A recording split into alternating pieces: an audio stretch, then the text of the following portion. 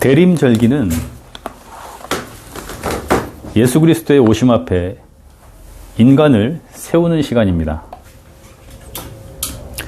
2000년 전 유대 베들레헴에 오신 주님, 종말에 다시 오실 주님, 그 앞인데 방향성은 언제나 예수 그리스도의 오심이고 인간은 그 앞에 마주설 수 있을 뿐입니다.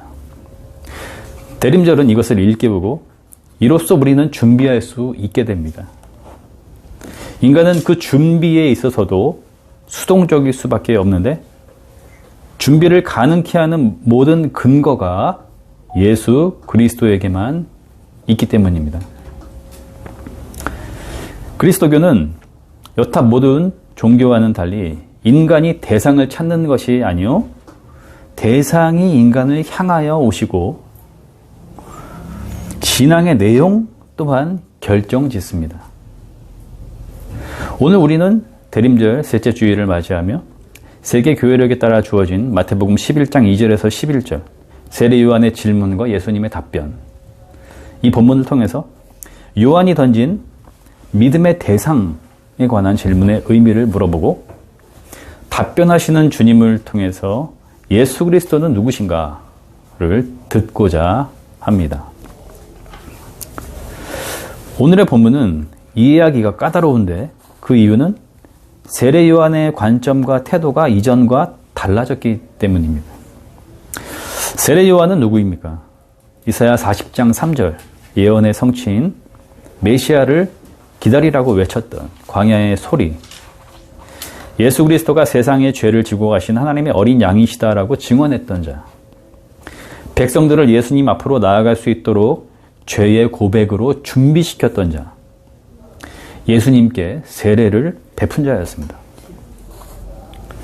바리새인들과 율법학자들에게 심판을 예고했고 동생의 아내를 취한 헤롯을 책망했던 담대한 예언자였습니다. 그런데 오늘 본문에서 사뭇 다른 그의 모습을 본 것 같아서 불편하고 어색합니다. 세례 요한에 대한 존경심을 가지고 성서를 읽는 독자들은 아마도 비슷한 느낌을 받을 거라고 생각을 합니다. 그 어색함 속에는 예언자이기에 앞서 한 인간으로서 그가 감당해야 했던 깊은 고뇌의 흔적이 엿보이기 때문입니다. 천사의 고지에서 시작된 탄생, 광야에서 오실 그분만을 기대하면서 홀로 살아야 했던 수많은 날들, 마침내 기다리던 메시아를 만난 기쁨, 헤롯을 책망한 일로 투옥되어 죽음을 앞두고 있던 요한, 그의 30 남짓한 인생이 겪었을 시면 같은 깊이를 우리는 조금 짐작할 수 있을 뿐이고 왠지 모를 애잔함과 안타까움이 동시에 느껴지는 것만 같습니다. 메시아가 바로 이분이시다를 증언하였던 세례 요한은 감옥에서 예수님께 제자들을 보내면서 이렇게 질문을 던졌습니다. 오실 그분이 당신이십니까? 그렇지 않으면 우리가 다른 분을 기다려야 합니까? 도대체 이게 무엇입니까? 자신의 관점을 바꾼 걸까요? 삶 전체와 사역을 부정하고 있는 걸까요? 그가 확실히 예수님이 오실 그분이라는 점을 의심하고 있었다는 것은 명확해 보입니다. 하지만 이 질문이 요한을 향한 우리의 존경심을 무너뜨린다거나 그를 가볍게 여기도록 우리를 흔들 수는 없을 것입니다. 그 질문은 유언과도 같은 무게의 질문이었고 예수님은 대답을 통해서 요한이 얼마나 큰 자인가를 확인시켜 주셨기 때문입니다. 예수님은 이사야서에서 예언된 자, 곧 눈먼 사람과 다리 저는 사람과 나병 환자와 듣지 못하는 자를 고쳐주고 죽은 자를 살리며 가난한 사람에게 복음을 전파하는 일이 자신으로부터 일어나고 있음을 요한에게 전해라. 그의 제자들에게 말씀하시고는 보내셨습니다. 그리고 남아있는 사람들에게 요한에 대하여 이렇게 증언하셨지요. 그는 말라기 3장 1절에서 예언된 메시아를 준비하는 심부름꾼, 예언자보다 더 훌륭한 자, 여자가 낳은 사람 가운데서 가장 큰 자다, 이렇게 말씀을 하셨습니다. 하지만 요한에 대한 두 가지의 한계도 함께 말씀하십니다. 6절, 나에게 걸려 넘어지지 않는 사람은 복이 있다. 11절, 요한은 여자가 낳은 자 중 가장 큰 자이지만 하늘나라에서는 아무리 작은이라도 요한보다 크다. 입니다. 이 두 가지의 한계를 이해할 때 요한에게서 드러나는 문제점을 파악할 수 있게 되고 마침내 예수 그리스도가 누구신가를 알 수 있게 됩니다. 왜 세례 요한은 예수님을 의심하게 되었을까요? 죽음을 앞두고 심약해졌을까요? 판단력이 흐려졌을까요? 메시아의 한 표징인 갇힌 자, 포로된 자가 얻게 될 자유함이 감옥에 갇혀있는 자신에게 실현되지 않음이 섭섭했던 걸까요? 바리새인들, 율법학자들, 헤롯마저도 책망했던 자신과는 달리 이들에게 심판을 외치지 않는 모습에 실망했던 걸까요? 메시아가 오셨는데 그럼에도 불구하고 여전히 로마의 압제는 계속되고 약자들은 고통받고 있고 경제 정의는 실현되지 않는 모습에 분노했던 걸까요? 좀 더 진지하게 평생을 기다렸고 드디어 만났으며 이제 함께 하나님의 나라를 건설할 수 있으리라고 믿었는데 죽음을 앞두고 모든 것이 신기루처럼 사라지는 것 같은 허탈함과 실망감에 절망했던 걸까요? 요한은 어쩌면 예언자로서의 자신의 삶이 예언의 성취를 보지 못함으로 인해 부정당하는 것은 아닌가 하는 혼란에 고뇌했을지도 모른다는 생각이 듭니다. 이러한 짐작들이 맞는지 틀리는지를 떠나서 확실하게 말할 수 있는 건 6절에서 증언하듯 요한이 지금 예수님으로 인해 걸려 넘어졌다는 사실입니다. 예수님은 인간의 걸림돌일 수 없습니다. 어느 누구도 걸려 넘어지게 하시는 분이 아니십니다. 요한은 스스로 걸려 넘어졌던 것입니다. 예수 그리스도에 관한 것, 예수 그리스도를 향한 것 앞에 자신이 품은 의심이 있었다는 것입니다. 그가 품은 의심은 어디에서 비롯되었습니까? 바로 자기 확신입니다. 예수님은 요한이 증언하였듯 세상 죄를 짊어지시기 위해 참 인간으로 오신 참 하나님이셨고 이사야가 증언하였듯 그분의 일들을 묵묵히 감당하고 계셨으며 오늘 본문 바로 위 11장 1절에서 증언하였듯 가르치며 복음을 전하는 일을 계속 진행하고 계셨습니다. 하지만 요한은 이러한 예수님을 지켜봤고 관찰했고 자신의 생각에 맞는 행동을 하고 있는지 행보가 적절한지를 판단하고 있었습니다. 그 사이 요한이 어떠한 심경의 변화를 겪었는지 기록하고 있지 않기에 그것이 성서의 관심도 아니기에 구체적으로 말할 수는 없겠지만 그가 받아들일 수 있는 한계까지 왔다는 것은 분명해 보입니다. 어쩌면 그 한계를 넘어갔는지도 모르죠. 마지막으로 한 번만 물어보고서 직접 본인의 말을 들어보고서 이거 아니겠습니까? 죽음을 앞둔 시점에 요한은 지금 이 상태까지 간 것입니다. 어쩌면 이 질문이 자신 없이 남겨질 제자들을 향해서 할 수 있는 마지막 사명이라고 여겼을지도 모르겠습니다. 요한의 질문과 관점 그리고 예수님의 대답은 그리스도교 신앙의 중심 내용을 담고 있습니다. 우리의 믿음의 대상은 누구인가 하는 질문이며 그 질문의 답은 너의 확신, 곧 자기 확신에서 결코 찾을 수 없고 오직 우리에게 오신 예수 그리스도만 믿음의 대상이시다라는 점을 가르쳐주고 있습니다. 우리는 하나님을 우리가 인식할 수 있는 대상으로 여깁니다. 다시 말해서 우리가 생각할 수 있고 상상할 수 있고 규정할 수 있는 어떠한 상에 하나님을 끼워 맞추는 것이죠. 떠올릴 수 있는 최고의 절대자, 모든 것의 근본이 되는 어떤 분, 가장 선하거나 혹은 두려운 대상 등으로 말입니다. 하지만 표현할 수 있는 그 어떤 것도 하나님을 담아낼 수가 없습니다. 우리가 하나님을 알 수 있는 유일한 방법은 하나님이 예수 그리스도를 통해 자신을 드러내셨다는 진리, 거기에서만 찾을 수 있을 뿐입니다.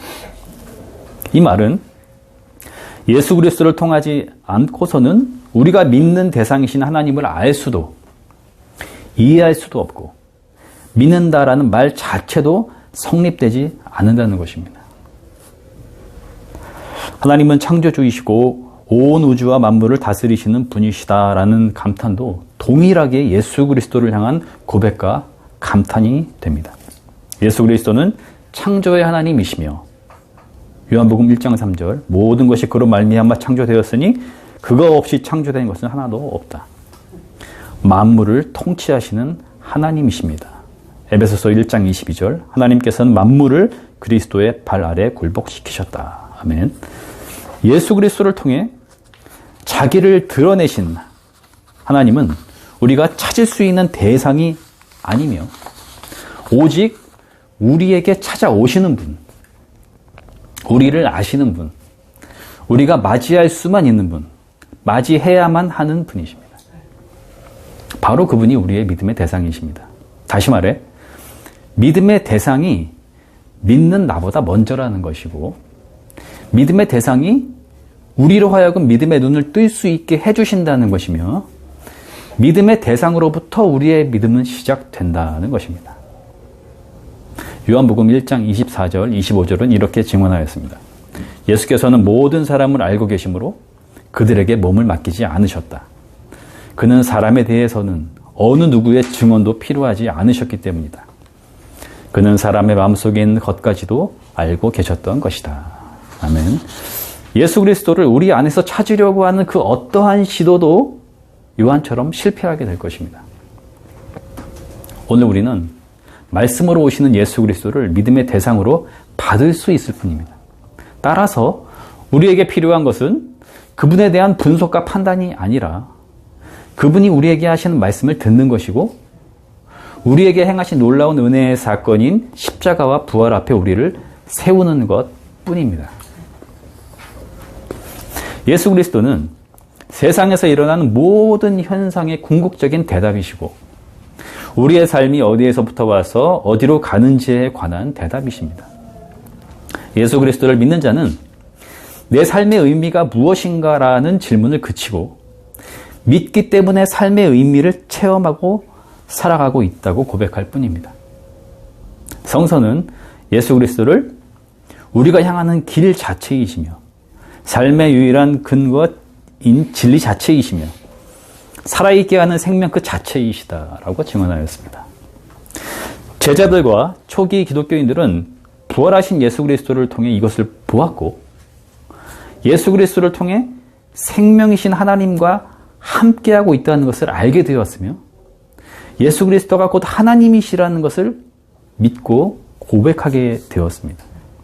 그들은 더 이상 선악의 구별, 더 나은 인정을 받기 위한 율법의 열심에 연연하지 않게 되었고 생명 자체이신 하나님과 함께하기 때문에 두려움 없이 그 생명의 깊이를 영원처럼 경험할 수 있게 되었습니다.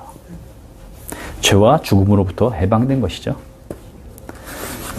믿음의 대상이 중요하다는 것을 알게 된 우리는 그분이신 예수 그리스도를 어떻게 믿어야 하겠습니까?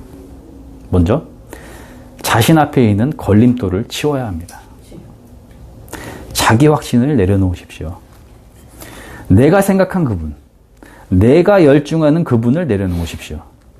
오시는 주님을 향해서 나의 마음과 생각을 열어 개방시키고 확신의 대상이 아닌 만남의 주체로 찾아오시는 주님을 설레임과 놀라움으로 맞이해야 하겠습니다. 세례 요한마저도 걸려 넘어졌는데 우리라고 별 수 있겠는가라는 생각이 드십니까? 겁먹지 마십시오. 요한은 예수 그리스도를 바라보고 기대할 수 있었던 시대에서 여자가 낳은 자 중에 가장 큰 자였을 뿐입니다. 요한의 기대는 이미 지나가 현실이 되었고 예수 그리스도의 십자가와 부활은 역사적인 사건이 되었으며 하나님의 나라는 이미 임하였습니다. 요한일서 1장 2절, 3절은 이렇게 증언합니다. 우리가 들은 것이요, 우리가 눈으로 본 것이요, 우리가 지켜본 것이요, 우리가 손으로 만져본 것입니다. 이 생명이 나타나셨습니다. 우리는 그것을 보았습니다. 그래서 우리는 이 영원한 생명을 여러분에게 증언하고 선포합니다. 아멘. 요한에게는 가능할 수 있었던, 그래서 요한마저도 걸려 넘어질 수 있었던 불확실함은 제거되었습니다. 예수 그리스도를 통해 하나님이 우리와 영원히 함께 하시는 하나님의 나라, 죄와 죽음으로부터의 해방, 곧 생명의 풍성함과 자유함을 누릴 수 있는 기쁨의 나라를 우리는 살아가고 있고 살아갈 수 있다고 말씀이 증언하는 시대를 살고 있습니다. 11절에서 예수님이 말씀하시듯 이 시대에는 아무리 작은 자라도 요한보다 큰 자입니다. 그렇습니다. 예수 그리스도를 오실 그분으로 기대하던 예언자들보다 혼인잔치의 신랑으로 오신 은혜의 시대를 사는 우리 모두는 확실히 더 큰 자들입니다. 믿음은 결코 자기 확신이 아니라는 것을, 내가 얼마큼 믿고 의지하느냐는 중요한 문제가 아니라는 것을 기억하십시오. 믿음은 우리를 향하여 오신 예수 그리스도와의 만남이요, 그분을 붙드는 방식이요, 전적으로 신뢰하는 것입니다.